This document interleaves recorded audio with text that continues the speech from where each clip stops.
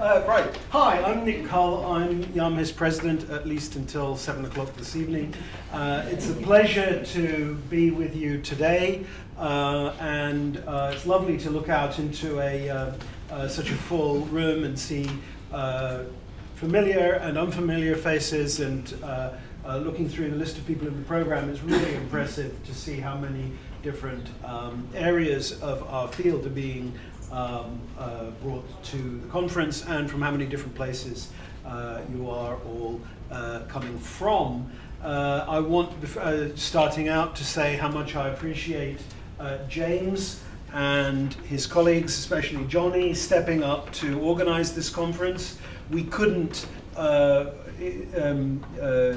exist as an organization without the willingness of colleagues to take on tremendous responsibility of organizing a conference. But my role here is to introduce our keynote speaker, who is Professor James Curran from Goldsmiths College, University of London, who's speaking on press politics and power in Britain. And it's a treat to have James with us today.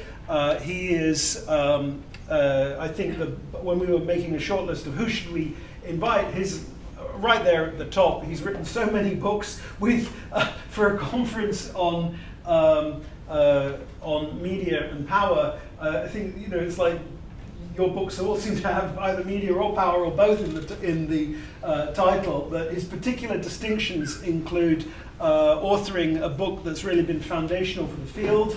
The book he co-authored with Gene Seaton, Power Without Responsibility, and that book is now in its 8th edition and has just been recognized by the International Communications Association, not only for its impact on scholarship, but also for its impact on policy. And I'm thrilled that Professor Curran can be with us today to get the conference off. So without further ado, the floor is yours. Thank you so much for coming to be with us all today. Thank you.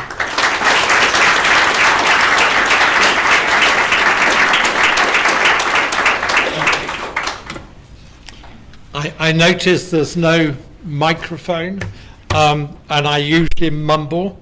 So if you can't hear, there's empty chairs in the front. I'm delighted to be speaking to the 27th conference of this beleaguered group, media historians drawn from across Europe, but also further afield from the US, India, Israel, Chile, Dominican Republic, and Bengal, all huddled together in a hostile world. Oddly enough, I gave a keynote speech to another beleaguered academic community, the annual conference of the Irish Newspaper and Periodical History Association in this university 2 years ago. It was a repeat invitation. On the previous occasion in Galway, I was finishing off my keynote in a bar, and I overheard a group of people talking about the poet Beowulf. I'd been fed a fable by my father about Ireland being the country of poetry and song, and I assumed these were just taxi drivers who finished, or perhaps factory workers at the end of their shift. And I was horrified the next day to see that they were all attending the same conference with media historians. I don't know what the reverse situation would be. Perhaps overhearing a group of you discussing Buffy the Vampire in a pub, only to discover you're all accountants, that I'm about to give an opening address to an association of accountants, only to wake up. This conference has some exciting papers lined up. Unfortunately, I promised a year ago that I would be at a Cambridge College reunion. And the attraction of a small conference like this is that it's not merely intellectual stimulation, but it's a social occasion. The last conference I attended, There were 4,800 people there. It was like a business bazaar. So I'm really sorry to miss the full duration of this conference. To business. Between 1979 and the present day, Britain was remade in a neoliberal mould. There was extensive privatisation of public enterprises and utilities, from the oil company BP and British Steel to telecommunications, gas, water, electricity, rail and mail. Public services from prisons to old people's homes were outsourced to private contractors. The market was extensively deregulated by, for example, ending controls on capital movements from Britain, easing restrictions on foreign ownership, and in the 1986, the Big Bang in the financial sector. Trade unions were hobbled by new laws, corporation tax was lowered, and higher rates of tax on the rich were sharply decreased. Britain became a more unequal society. This cumulative shift was strongly supported by a largely neoliberal press. A large part of the press went into virtual coalition with the neoliberal Thatcher administrations of the 1980s.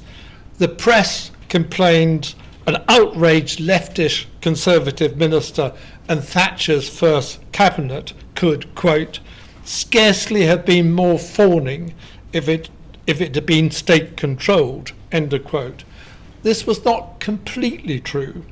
Some parts of the press were critical of the Thatcher administration during its initial period, 1979 to 81, and were critical in the last phase of her premiership in 1990, especially in relation to the poll tax. But it was broadly correct for most of the 1980s. Most of the press adopted a cheerleading role, principally in response to pressure from a new generation of assertive proprietors.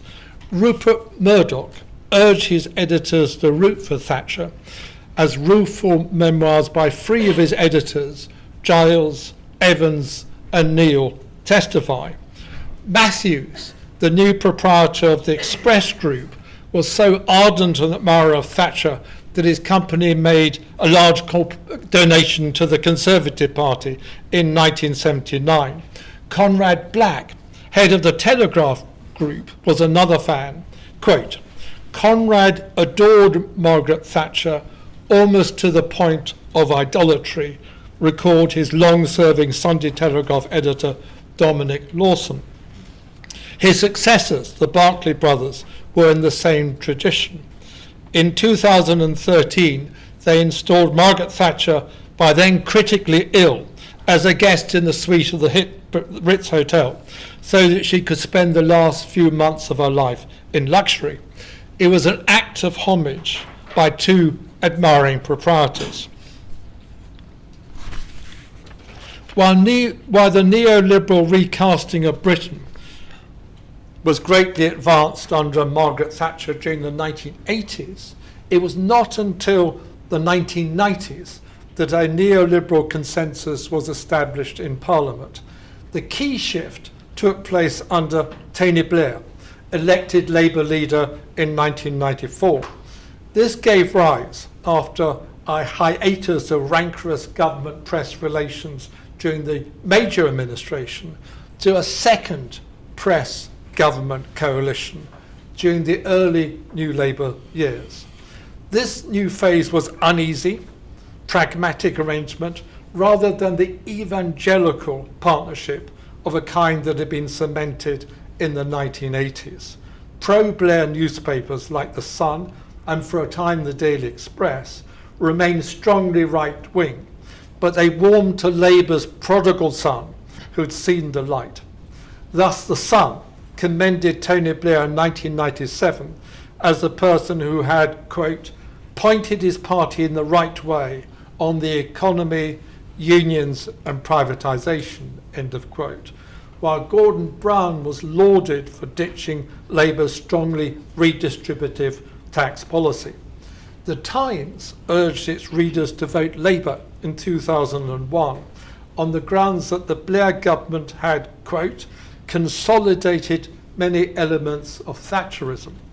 The Economist supported Blair as the only credible Conservative leader who had, quote, governed on the centre-right on most issues.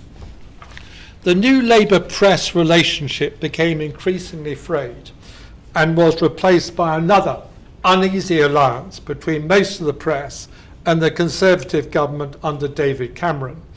Although the Conservative press was never fully warm to Cameron, regarding him as being too socially liberal, too grand and too pro-European, it loyally supported his pro-austerity neoliberal policies.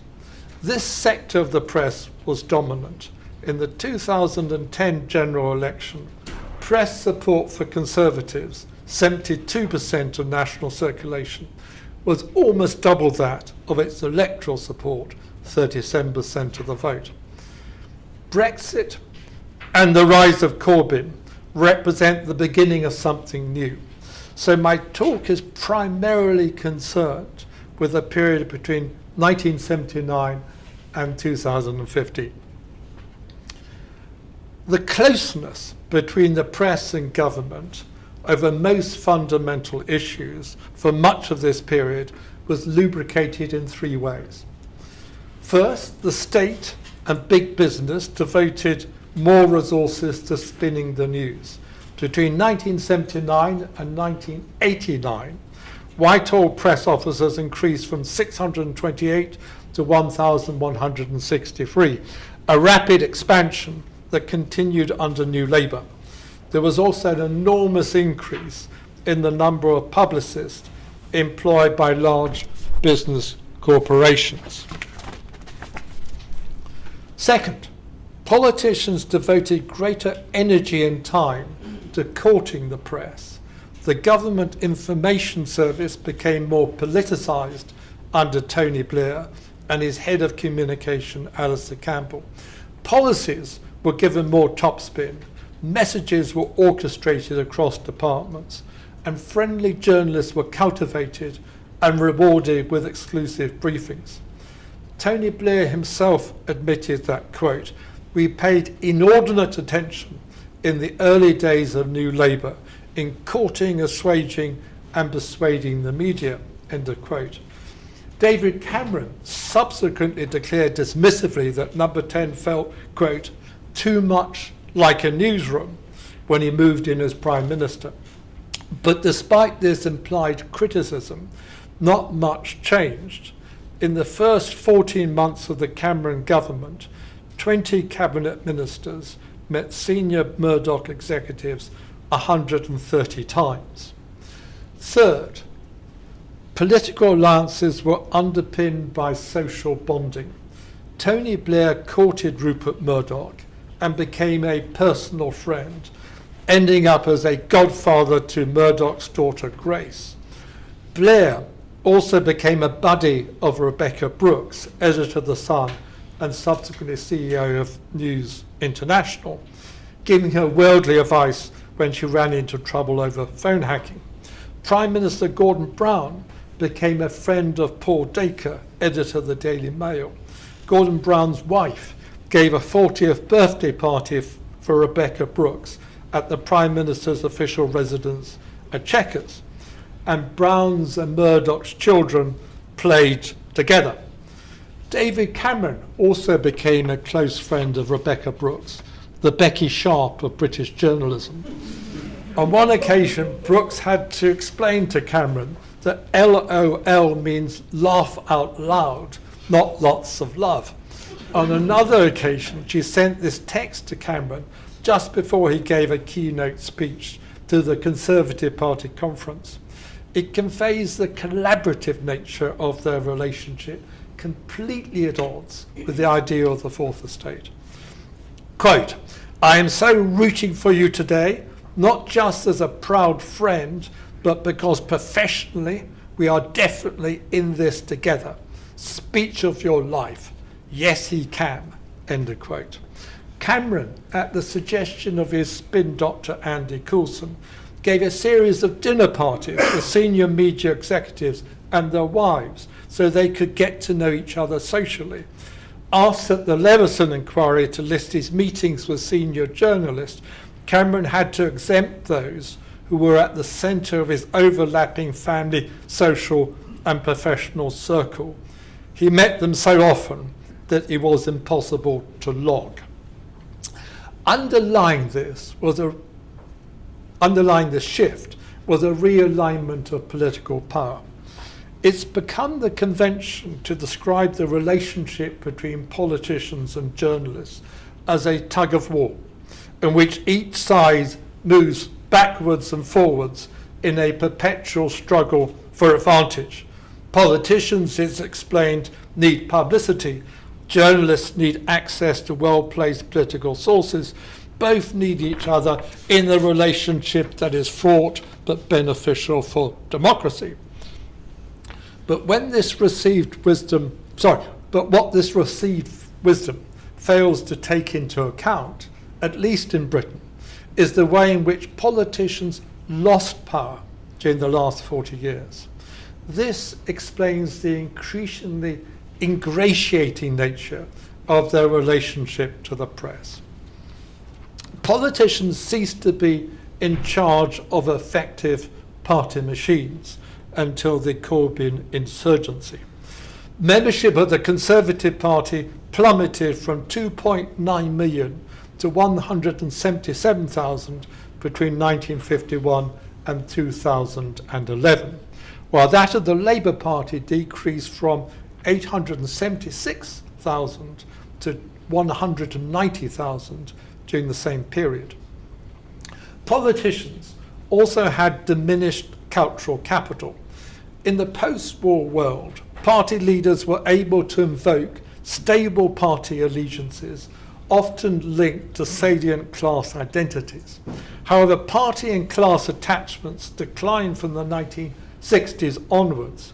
By 2014, 63% of the electorate said they had only a weak party allegiance or none at all. Formerly dependable electoral blocs began to fragment, whereas in the 1951 general election, the Labour and Conservative parties commanded 97% of the vote. This was down to 67% in 2015. Politicians also lost prestige in the neoliberal era. The global redivision of labour gave rise to industrial rust belts in Britain. This contributed to electoral disaffection, reflected in falling turnout. In the 1950 general election, turnout had been 84%. By 2015, it was down to 66%. The reputation of British politicians was also badly tarnished by the 2009 expenses scandal. Can you hear me at the back? Okay, good. Right. The closeness between politicians and the press was thus lubricated by the growth of public relations, courtship of the press caused by political weakness, and social bonding between media and political bosses. It was based ultimately on a shared set of beliefs about the efficacy of the market and would not have persisted without it. But it was also self-policing and mutually reinforcing. Politicians who deviated from neoliberal positions tended to be symbolically punished in the press and to forfeit hopes of political preferment. But if the press reinforced the elite consensus, it also sought to build popular consent for the Thatcherite revolution. Let me outline this in a necessarily condensed form. But before doing so, let me offer an insight into the popular press.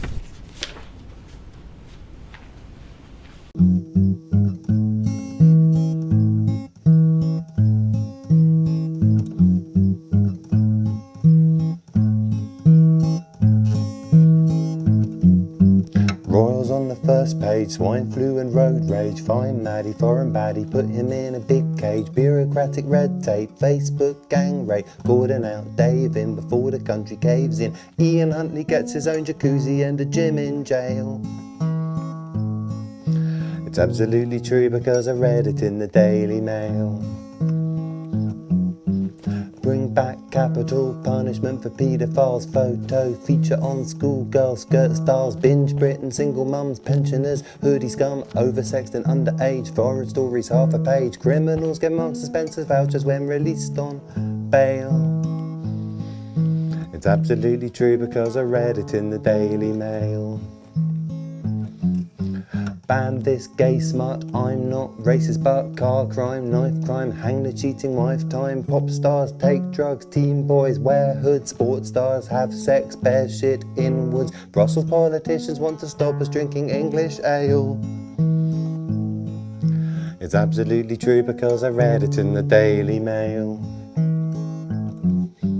Climate gate, petrol prices, potholes, credit crisis, gypsies, Russell Brand, time we all took a stand. Modern art, where to start, trashed a lot of it, apart from statuette, a puppy, 50 quid plus P&P, Muslim women hiding stolen goods behind their veil. It's absolutely true because I read it in the Daily Mail. Polls paid to give blood, immigration like a flood, soft touch British Isles, cancer from your mobiles, cancer from your laptop, cancer from your root crop, cancer from your shoes, from your dog, from your pen top, immigrants arriving on an unprecedented scale. It's got to be the case if it's written in the Daily Mail. They never mince their words in the good old Daily Mail. It's absolutely true, because I gather all my views from the Daily Mail.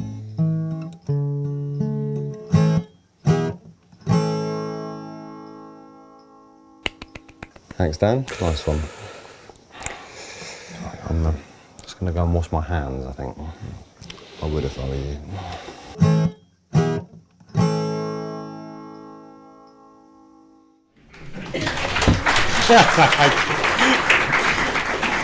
The last line is enormously misleading, as I'll try and argue.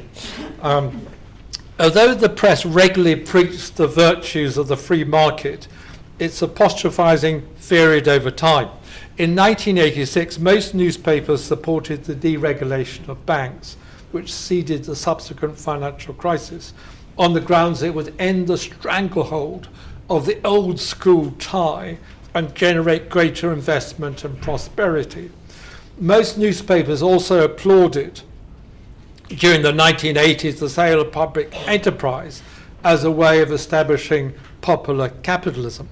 The people, it was proclaimed, were now stakeholders in the economic order. This theme was played down in the 1990s, by which time most people had sold their shares. In the boom years of the early millennium, the press argued that wealth creators needed to be incentivized by higher rewards. This was in the interest of all, it was argued, because the prosperity they generated would trickle down. But less was heard of this trickle-down theory when wealth bubbled upwards during the post-2008 recession, at a time when most people's incomes stagnated or declined. But if different arguments were emphasized at different times, the underlying message remained the same: the free market works for all.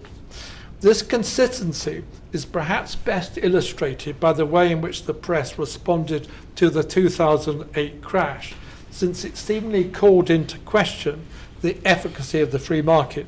Most academic economists argue that the meltdown was caused principally by the reckless lending of financial institutions, and that the government incurred a large deficit primarily because its tax income declined as a consequence of the ensuing recession. In this version of events, the crash arose from a banking crisis, and a large budget deficit was the consequence. But some conservative newspapers reversed the sequence of causation In their account, a large budget deficit incurred by a profligate Labour government was a major cause of the recession. The solution was therefore to cut public spending. While two left papers, The Guardian and the Daily Mirror, did not follow the pack in misinterpreting the cause of the recession, their alternative to austerity politics in 2009 lacked coherence. In short, most of the press interpreted the crash in a way that sustained the neoliberal consensus. While the press did sometimes criticise aspects of business, it tended to pull its punches. In general, the press criticised individual business people, but not the market system itself. It also tended to temper its indignation in order to not promote the case for state regulation. As the Daily Telegraph stressed in 2016, the British home store scandal is, quote, the ignoble exception to a successful rule. Profit-seeking businesses make us all richer and more free, end of quote. Always remember, the paper continued, that, quote, whatever the failings of particular companies or individuals, capitalism as an economic system works, end of quote.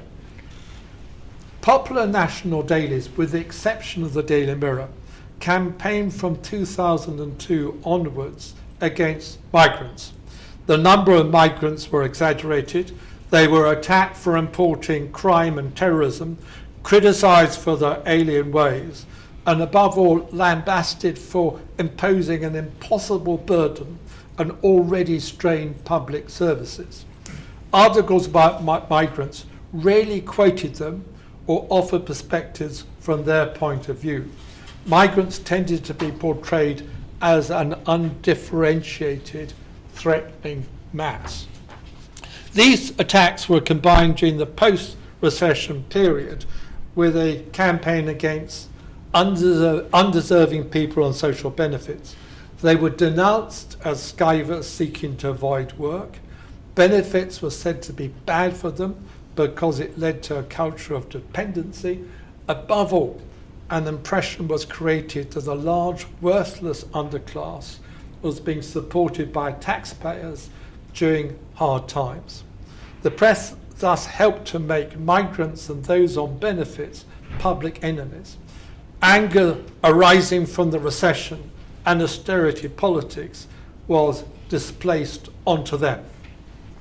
A central theme of the press war on the poor was that poverty was the product of personal deficiency.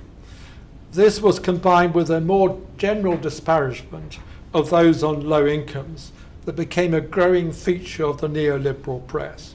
This was typified in the 1980s by the Sunday Times complaint that football had become, quote, a slum sport played in slum stadiums, increasingly watched by slum people who deterred decent folk from turning up, end of quote.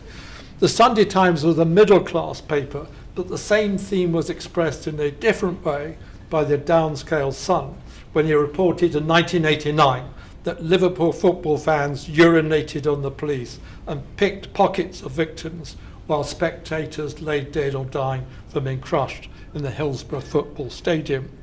The subsequent Hillsborough inquiry revealed that the Sun's report contained not even a small element of truth. Class scorn in the press intensified during the 21st century. It gave rise to the label chav, first popularised in the early 2000s.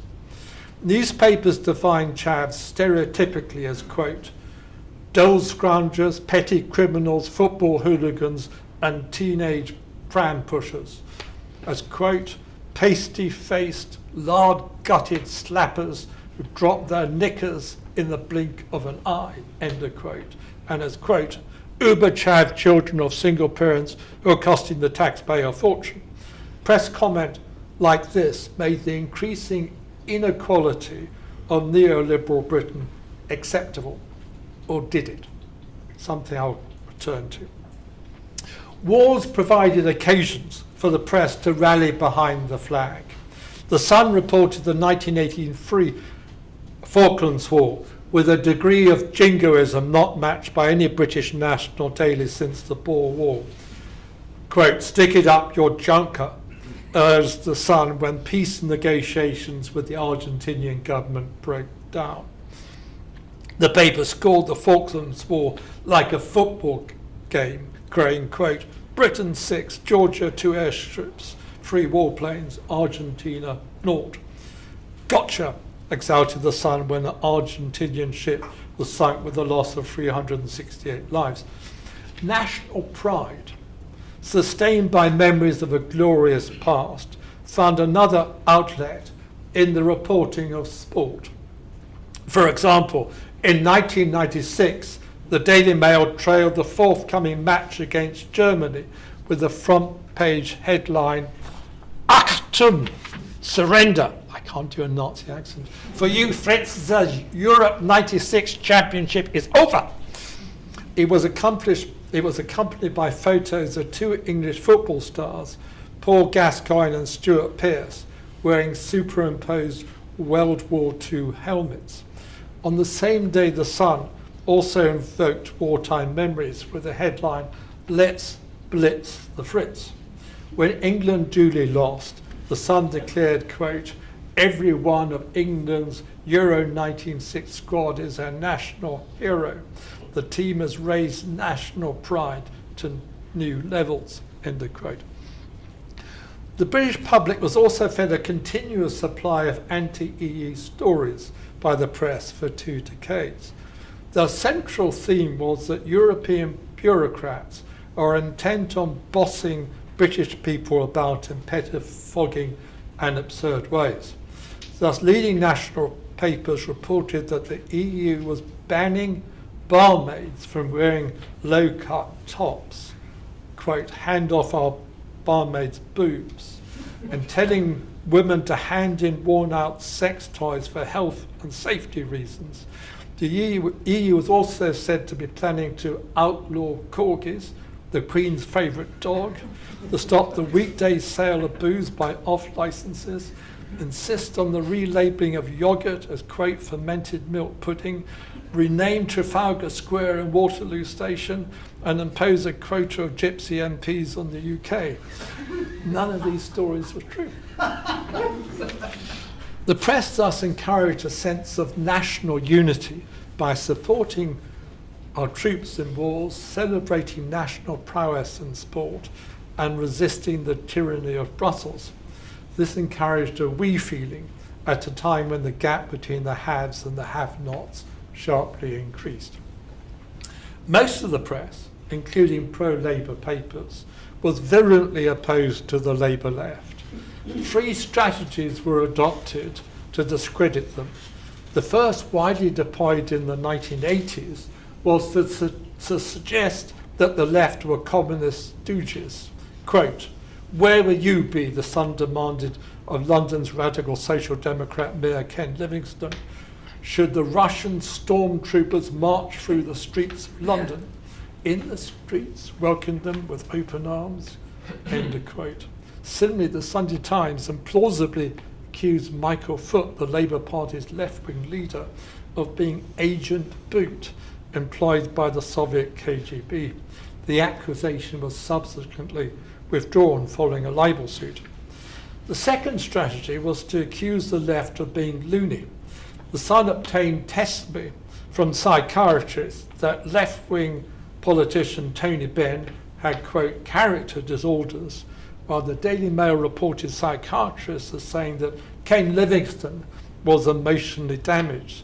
These clinical assessments were backed up by reports of seemingly dotty things that left-wing councils were said to be doing.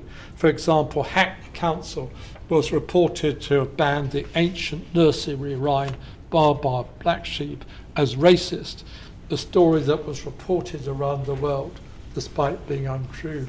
Indeed, my co-author of one book, Culture Wars, carefully researched that story.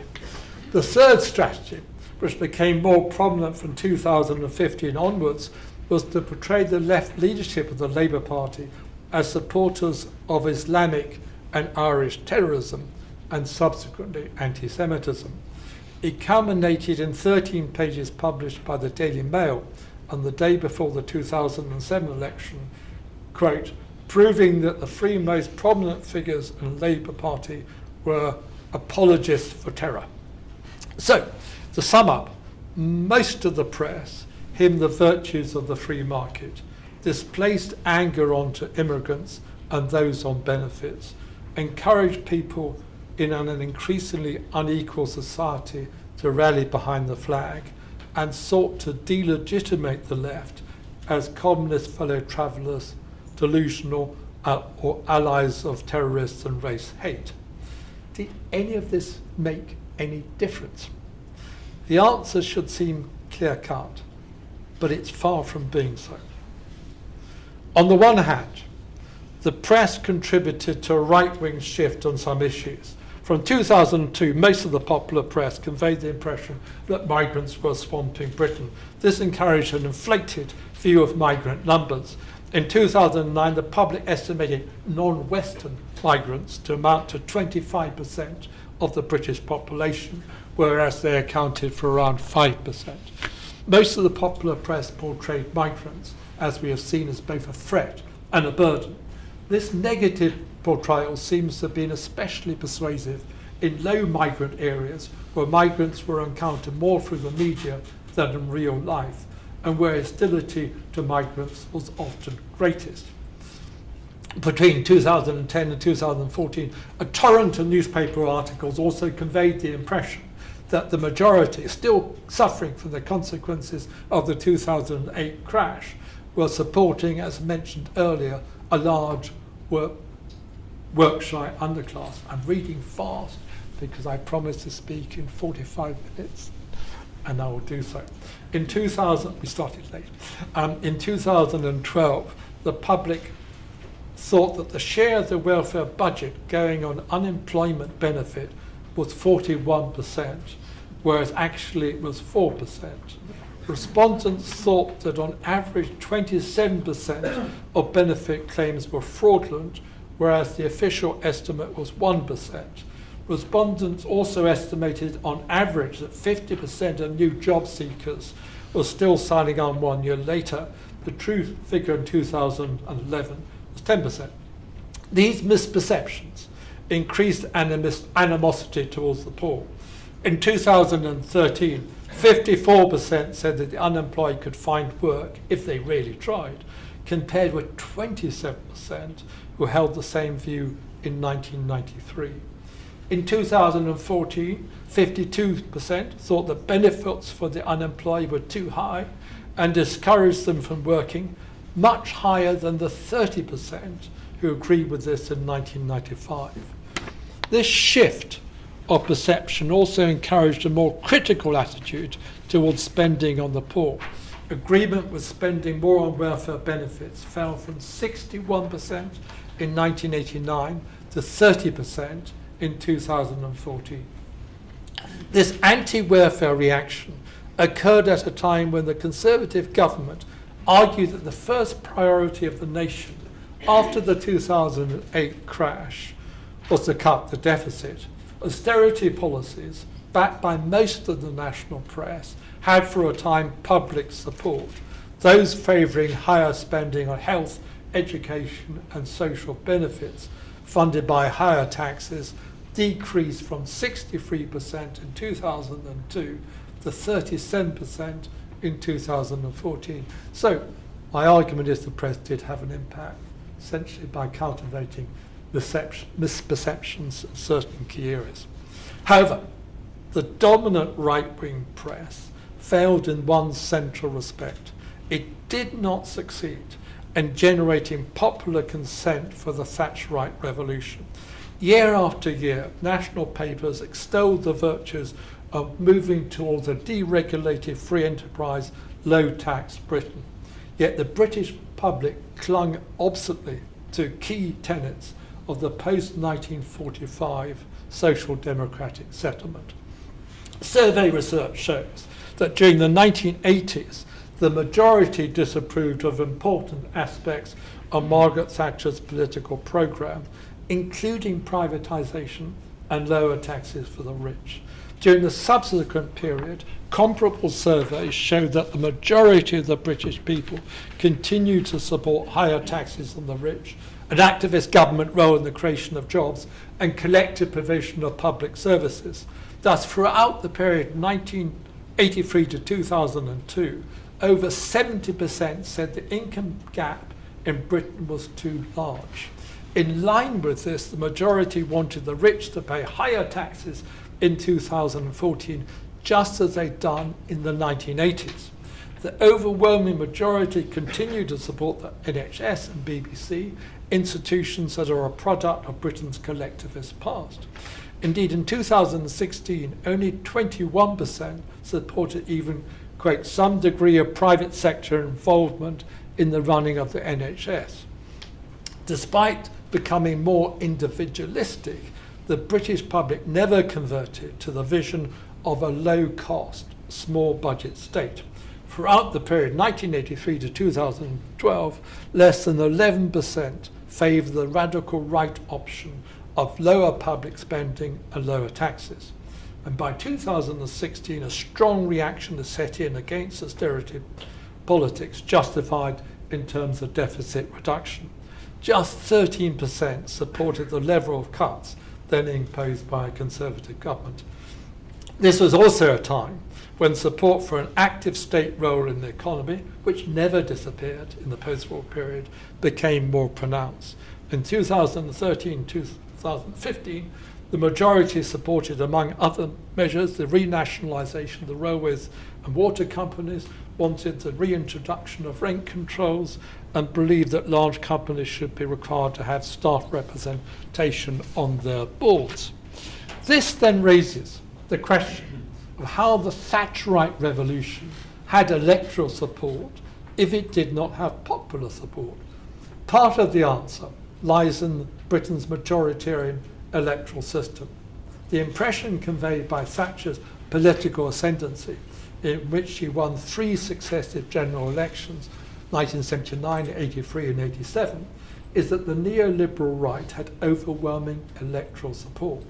This was not the case. The Conservative Party's share of the vote in its victorious 1983 and 1987 general elections was actually smaller than its share when it lost the 1964 general election. Thatcher was enormously helped by the launch in 1981 of the Social Democratic Party, a centre-left breakaway group from the Labour Party. The SDP was initially very successful, gaining 24% of the vote in the 1983 election and 21% of the vote in the 1987 election. But it failed to overtake and replace the Labour Party. Its effect was to split the progressive vote and enable the Conservative Party to win on the basis of a minority vote in a first-past-the-post electoral system. Another part of the answer lies in the rise of New Labour, which governed Britain from 1997 to 2010. Its political ascendancy for 13 years and its domination of the opposition for a time before and after this meant that neoliberalism, whether in a negotiated Labour or stronger Conservative version, defined the principal political choice available to the public. A third part of the explanation is that while British society did not repudiate the post-1945 consensus, it did move to the right in some respects. The political right won the argument on a number of issues, on law and order, migrants, shirkers, defence, and also support for austerity measures in the aftermath of the 2008 crash until 2015. But the post-1979 period was still not a time of neoliberal hegemony. Growing numbers of voters had simultaneously left-wing and right-wing views. Some voters swapped around, giving rise to the growth of minority parties from the 1980s onwards until 2015.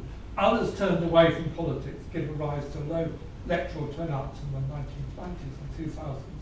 Deep currents of anger and resentment, long flowing beneath the surface, became more pronounced following the 2008 crash. In 2015, 72% of British people thought that politicians are protecting the interests of the already rich and powerful.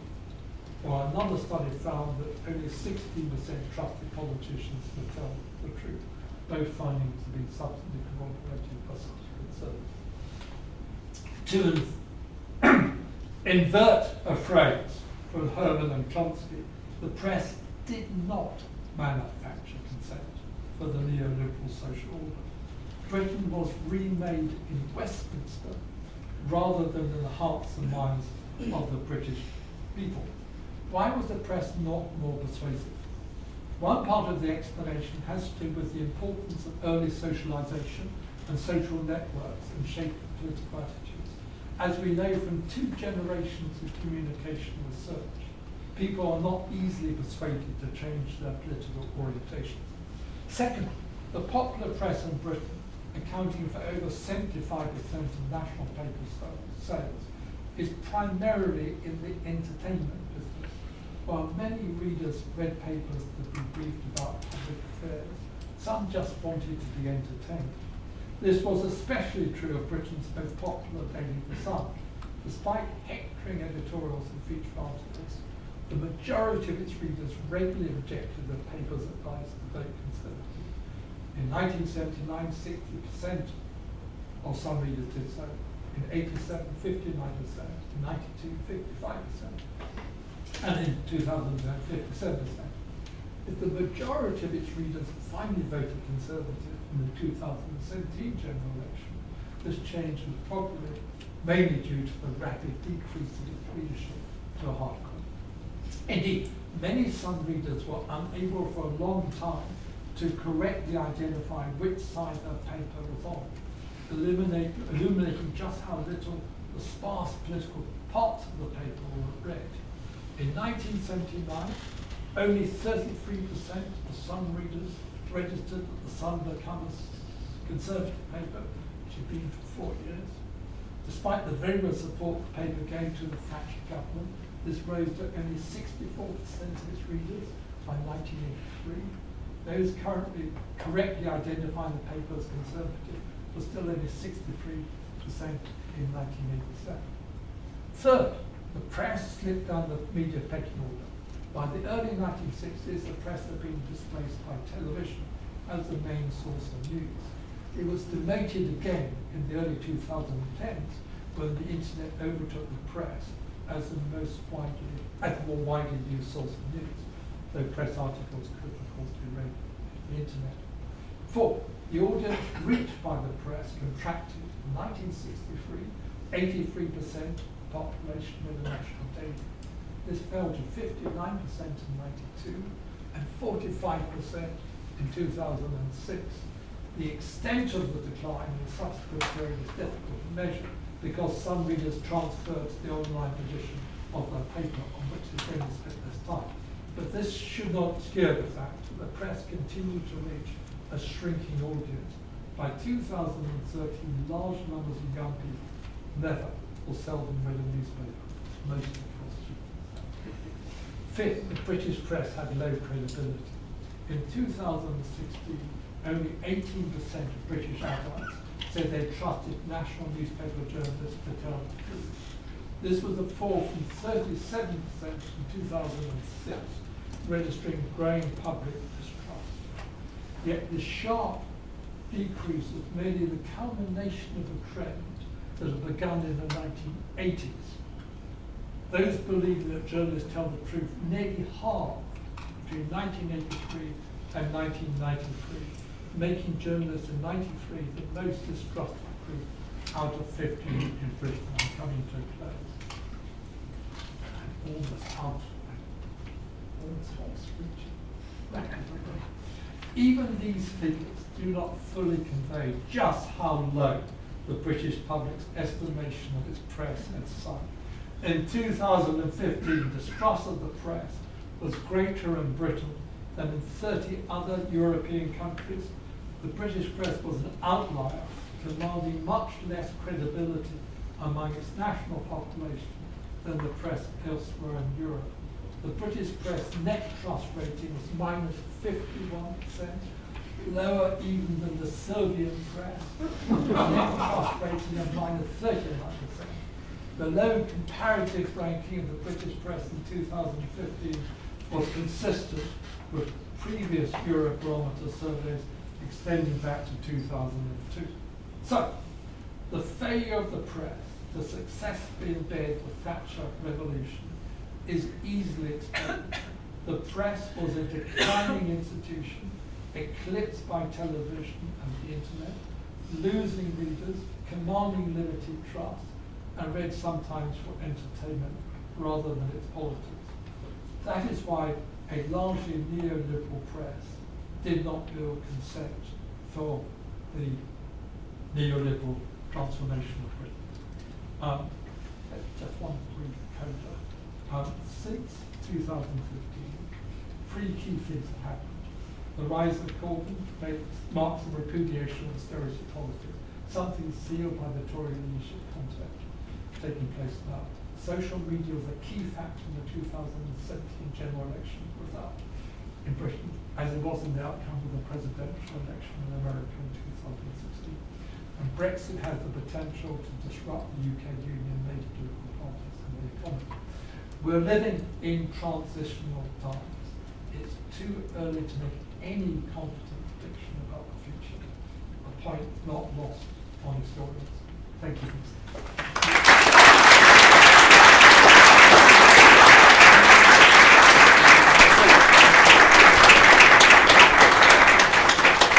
Thank you so much, James. That's just a terrific way to get things started. While you're thinking of questions, I wanted to ask what the implications are of somebody who traded in this kind of neoliberal rabble-rousing, transitioning from being a journalist writing about Brussels to being now, it looks like, Prime Minister. What does that mean, and how might that transform the relationships between British politics and press representation? It shows the tabloidization of politics.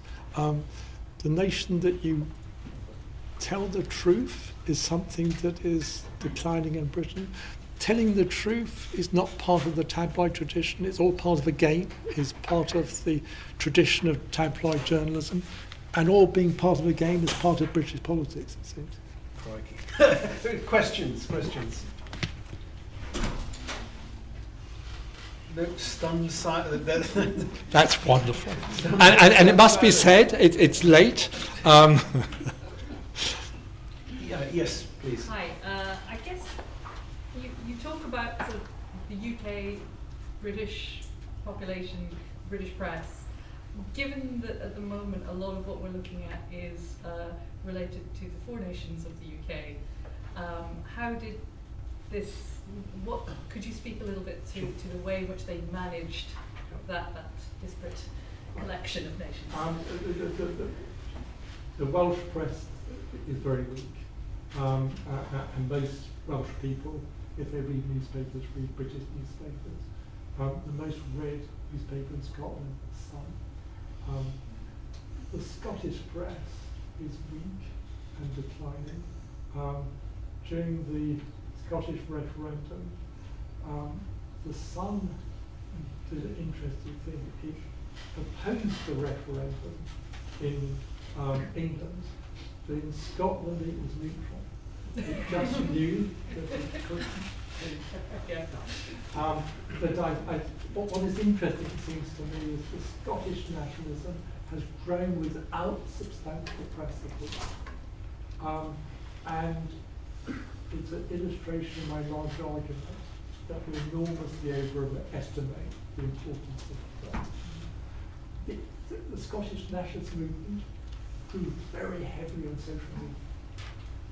And the way in which it mobilised support, influenced Facebook, influenced Twitter, it politicised social media.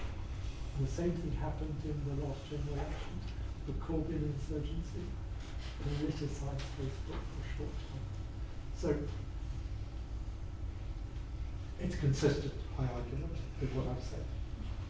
Rudy, you have a question. In the end, you were talking about the considerable loss of trust and credibility. This kind of diagnosis is applicable to other countries as well, not only to Britain, but as you said, very, very intensely on Britain. A week ago, I had a talk. I gave a speech on the trust as the glue for the glue between information in order to have a good democracy for the working and the future of the democracy. And after your diagnosis, how would you now consider that for the democracy of Great Britain and other countries? Well, I mean, the trend is clear across the West. Belief in the disinterested nature of the political system to serve the public has declined, particularly acute in Britain. The social trust has declined, trust in other people. Trust in media institutions has declined. Trust in broadcasting has been declining for 10 years in Britain. And while the political elite talk about having the fairest broadcasting system in the world, trust in British broadcasting is lower than the average in Europe. So the effect of polarisation and the effect of deindustrialisation and the effect of a disconnection between the political elite and large numbers of people is leading to this anger. And we've seen the anger in the rise of Trump, we've seen the anger in the rise of Brexit, and you see the anger in surveys which regularly record what we describe, a decline of trust in institutions. David, you wanted to come in? Yes. One question. When you see in the longer period, say 19th century until now, power and press were much more under one cushion than now. And then you tell all those stories about either conservatives or Labour going together with press, etc. If the press doesn't matter anymore, what does it matter? Well, what's interesting about Corbyn is they didn't try and court the press. They just focused on social media, and they had a very effective social media campaign. You look at Trump. Trump had a really hostile reception from most of the press. He didn't mind the focus on social media, and he won the social media campaign. So we're seeing the decline of an important institution, and we haven't fully caught up, but some politicians have. I think we better leave it there. I know that there's coffee ready now, but can we please thank James for a terrific